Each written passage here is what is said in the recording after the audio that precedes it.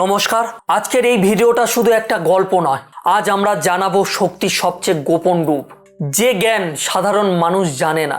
আজকের বিষয় দশ মহাবিদ্যার সৃষ্টি হলো কেন, আর দ্বিতীয় মহাবিদ্যা কেনই বা মা তারা কেন প্রকাশ পেলেন। এই ভিডিওটি শেষ পর্যন্ত দেখবেন, কারণ এর শেষ অংশে এমন এক তান্ত্রিক সত্য আছে যেটা আপনার জীবন দর্শনকে বদলে দিতে পারে। নমস্কার, আমি পরমেশ্বর শাস্ত্রী। এই ধরনের ভিডিও আমি প্রতিনিয়ত আমার চ্যানেলে আমি আপলোড করে থাকি। আপনি যদি আমার চ্যানেলে প্রথম হয়ে থাকেন তাহলে অবশ্যই করে চ্যানেলটিকে সাবস্ক্রাইব করে পাশে থাকবেন। এবারে আমি আপনাদেরকে জানাবো দশ মহাবিদ্যা কি। দশ মহাবিদ্যা মানে আত্মা শক্তির 10টি জ্ঞান স্বরূপ। এগুলো কোনো সাধারণ দেবী নন, এগুলো হলো সৃষ্টি, স্মৃতি, সংহার, ভয়, করুণা, ত্যাগ, শূন্যতা, জ্ঞান, বাকশক্তি, ঐশ্বর্য। এই 10টি রূপ একসঙ্গেই বলছে জীবনের সব দিকেই শক্তি আছে।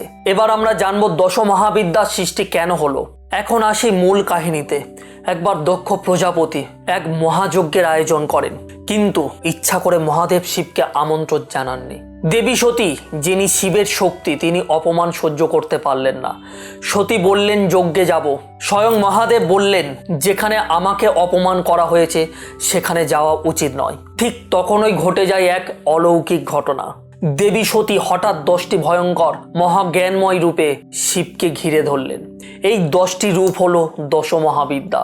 শিব বুঝে গেলেন শক্তি শুধু কমল নয়, শক্তি সর্বজ্ঞ জ্ঞান। শক্তি ছাড়া শিব অচল।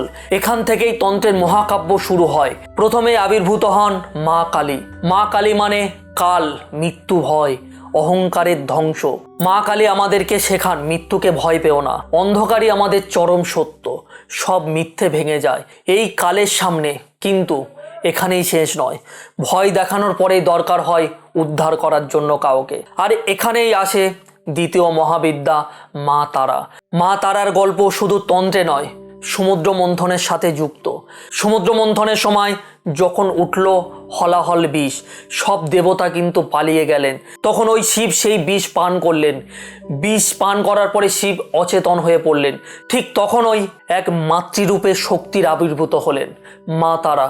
তিনি শিবকে কোলে নিলেন এবং স্তন্যপান করালেন, বিষের প্রভাব নাশ করলেন। এখানেই তারা নামের আসল অর্থ হলো যিনি পার করেন, উদ্ধার করেন। দার্শনিক অর্থে কালী দেখান অন্ধকার আর মা তারা দেখান পথ। কালী ভাঙেন, মা তারা বাঁচান। তাই তারা হলেন করুণাময়ী, মুক্তিদাত্রী।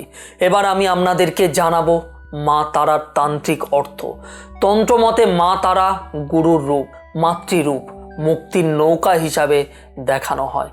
যে মানুষ ভয় পায়, হতাশ হয়ে যায়, মানসিক অস্থিরতা ঘিরে ধরে, জীবনের বিষে ডুবে গেছে, মা তারা তার জন্য উদ্ধারের শক্তি।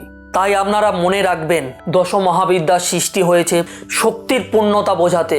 মা তারা সৃষ্টি হয়েছে ভয়ঙ্কর সত্যর পর করুণার হাত বাড়াতে। যদি এই তথ্যগুলো আপনার ভালো লাগে তাহলে অবশ্যই চ্যানেলটিকে সাবস্ক্রাইব করে রাখবেন এবং অবশ্যই করে একটি লাইক করে দেবেন এবং জানাবেন আপনারা দশ মহাবিদ্যার কোন অধ্যায়টা জানতে চাইছেন, সেটা কমেন্ট বক্সে কমেন্ট করে জানাবেন এবং তার সাথে জয় তারা অবশ্যই কমেন্ট করবেন। ভালো থাকবেন, দেখা হবে আবার পরের ভিডিওতে। জয় তারা।